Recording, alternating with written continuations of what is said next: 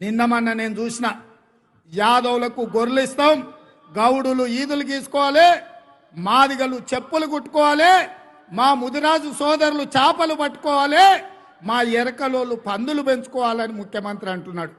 నేను అడగదలుచుకుని ఈ వేదిక మీద నుంచి శ్రీమతి సోనియా గాంధీ గారు 60 ఏండ్ల సుదీర్ఘమైన పోరాటాన్ని 1569 మంది విద్యార్థుల ఆత్మ బలిదానాలను దృష్టిలో పెట్టుకొని ఈ 60 ఏళ్ల ఆకాంక్ష నెరవేర్చి తెలంగాణ రాష్ట్రం ఇస్తే ఇవాళ యాదవులు గొర్రెలు పెంచుకోవడానిక, ముదిరాజులు చేపలు పట్టడానిక, గౌడన్నలు కళ్ళు తీసుకోవడానిక, మా బోయలు అనాథలయ్యి ఉద్యోగ ఉపాధి లేక వలసలు పోవడానిక?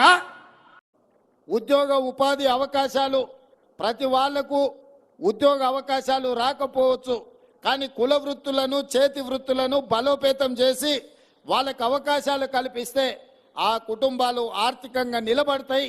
ఆ కుటుంబాలు ఆర్థికంగా నిలబడితే